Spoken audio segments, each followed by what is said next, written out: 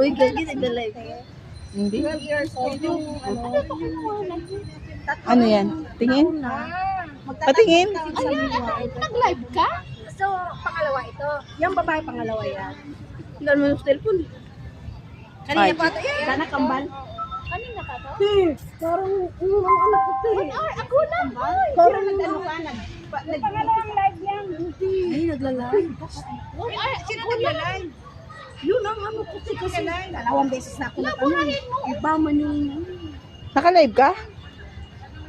Sino naka-live? Sino live? Hindi ako ano sa TV.